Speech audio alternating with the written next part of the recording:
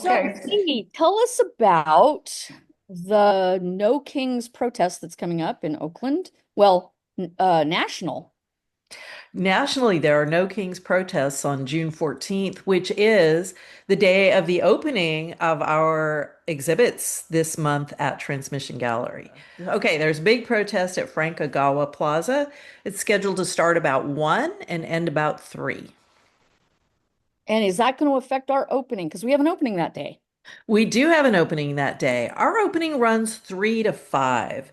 So you can still go to the protest, the No Kings protest, still come to our opening on your way home or as the protests wrap up. We'll have refreshments and we'll have two terrific solo shows ready for you to see. Cameron, How either one of jump you, in. What are the shows? What what are are the shows and how do they or do they speak to the No Kings protest? Is there a connection? I think there's a connection between the No Kings protest and what we do at Transmission Gallery all the time.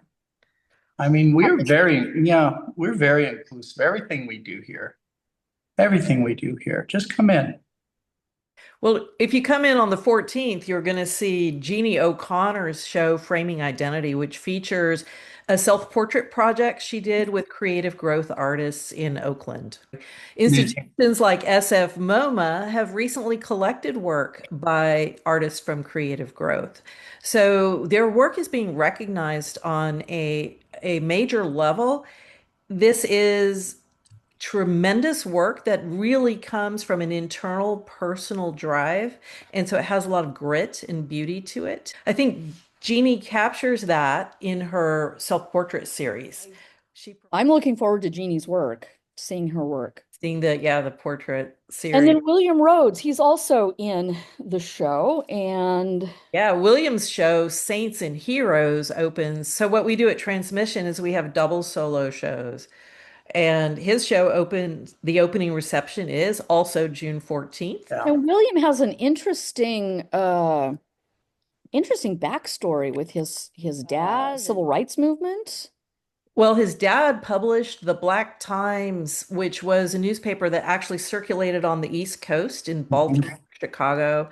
And William has taken the reins in a way of preserving and documenting the history of the Black population in San Francisco because he noticed that it's dwindling very fast. And the impact of their everyday work in our military at Hunter's Point is just being eroded away. So he's done a lot to document that. The Berkeley Art Museum is going to have one of his quilts in the big show they have opening in June about an African American diaspora quilts. It's over 100 quilts will be in that show. And Tavy, a lot of people might notice that a lot of his work has a incorporates red thread. Can you say a little bit about what that symbolizes?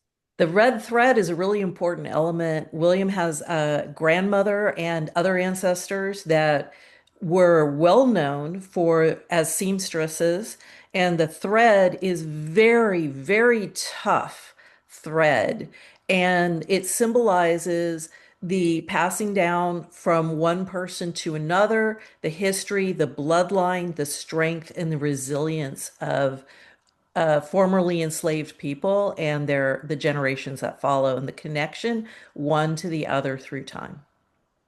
That's beautiful. Yeah. Okay. Yeah, his work is clear. You know, he really his content is clear. His intention is clear, and you definitely experience the work through an intended conversation. It's really very excellent. It really is. It doesn't look the same online when you're looking at something. It is best to see things in person. I really want to encourage people to come in and see art in person. There is nothing else like that. That Well, is a really important thing to express. In the case of William's work, it's especially important because it's hand carved with Mhm. found objects and drawing, Mhm. and in many cases neon. So the interplay of the elements is Mhm. really great to see in person. Absolutely. That's the best way to enjoy this work.